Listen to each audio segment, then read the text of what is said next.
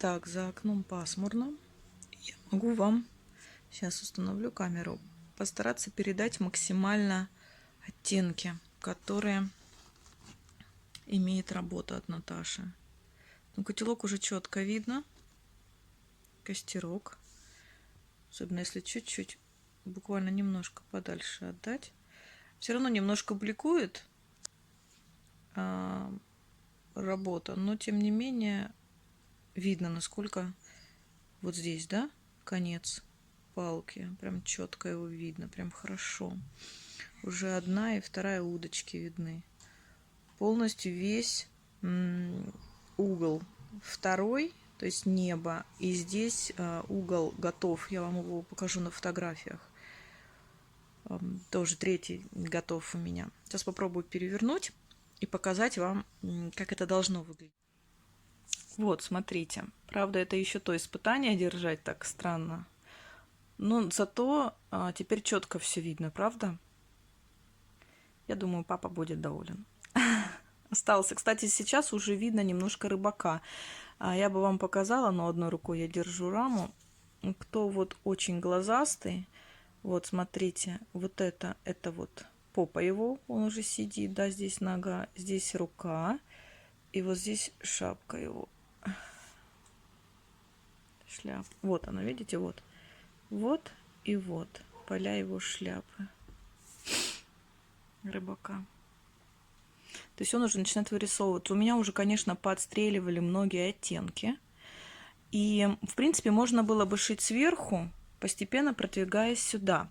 Но учитывая, что вот в этой бороде как раз-таки есть те нити, которые, ну вот по полному полю, потому что и трава, и камыши, и так далее. Поэтому, конечно, я сейчас занята тем, чтобы все нити поднять. Ну, в принципе, это и видно примерно, да, что я это делаю. А потом уже вернусь к небу, и от неба буду двигаться к четвертому углу. Вот так у меня двигаются дела.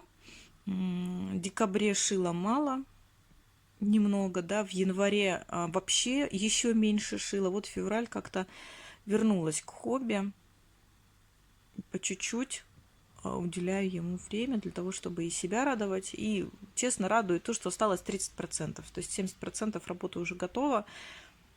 Это не может не радовать. Говорю медленно, не потому что мыслей нет, а потому что я просто смотрю на нее, и мне она нравится, девчонки. Я в картинах очень люблю смысл. Мы буквально недавно подняли разговор в одной из беседок, таких задушевных, не буду говорить где. Пусть наша задушевная беседка останется задушевной с девочками, нас там немного, но все мы друг друга понимаем, да, и смело и прямо говорим то, что думаем. Вот что самое ценное для меня в этой беседке. И при этом я спросила: девочки, ну вот многие вышивают, например, неравный брак от СТ, да, картина красивая, я не против, выписана невероятно, такие лица интересные, но я бы не смогла дома ее видеть, эту, или там «Девятый вал», грандиознейшая вещь, которая просто подавляет тебя. Там «Последний день Помпеи», тоже очень красивая, из любимейших картин, которая мне с удовольствием подходила. Там, в Третьяковке, условно, да, но всегда их с удовольствием рассматриваю в художественных каких-то альбомах. Но дома видеть эту картину я бы не хотела. Для меня она несет страдания. Она мастерски написана, но она несет, ну не то чтобы, ну, может быть и негатив, но это сильно, наверное, будет сказано. И я ее вижу, и сразу настрой меняется мой, да, с позитивного на такой. То есть мне важна эмоция. Вот хотя я люблю реализм, но импрессионизм, наверное, это основное мое по эмоциям, потому что мне важно то, что я чувствую, когда я смотрю на эту картину. То к чему импрессионисты, да, стремились передать свои чувства. И поэтому вот такие сильные картины, они мне говорят, ну никак. А почему, девочки, вы их вышиваете? С какими мыслями, да, вы это делаете? Потому что вы это делаете для себя, для души. Какие вот вещи вами движут? Мы же все разные.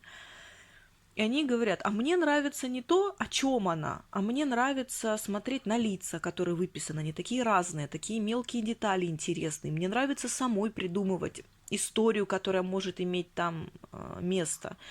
То есть вот другой совсем подход. Да, не чтение того, что автор написал, а через то, что автор написал, придумать свою историю со своим исходом. Вот такой вот момент был. Поэтому, я думаю, поэтому понятно, почему я, например, наслаждаюсь вот этой работой с рыбаком, поскольку здесь такое умиротворение, спокойный вечер, ну, скорее всего, даже осенний, вот, потому что и камыши такие уже желтоватые, да, стоят и кусты, и деревья на заднем фоне то ли зеленые, то ли что. То есть весной таких желтоватых оттенков нет. Весной все яркое, свежее, поэтому это, скорее всего, ранняя осень, и уже прохладно по вечерам. И я думаю, что когда рыбак дошьется, это будет вот прям что как любит проводить свое время мой папа. Так, ну что, я вас порадую потом немножко фотографиями после этого видео. Ну, в смысле, после этой болталки небольшой, да, с вами. Вы знаете, что, в принципе, долго растекаться мыслью по древу не люблю. Поделилась всем тем, чем хотелось с вами поделиться из последнего. Скандалы мимо, потому что я их как бы не обсуждаю, да и не слежу за ними, мне они как бы не очень интересны. Мне важно на хобби выделить время, не то чтобы следить за тем, что происходит в вышивальном мире. Вот поэтому об этом тоже ничего не знаю, не расскажу, если они есть. Ну и из хорошего, кто следит за отшивом, за отшивом рыбака у Димы в группе, в этом ВКонтакте, кто следит за отшивом рыбака в группе СП «Больше, чем большая» у Юлии Неминской, то я тоже туда вот возвращаюсь, и вот скоро уже будет отчет, да, потому что в июле до 30 числа нужно обязательно отчет выложить, что я, в принципе, и сделаю. Ну все, я с вами прощаюсь. Дальше вы уже увидите фотографии отшивов более ранних. Всем пока-пока.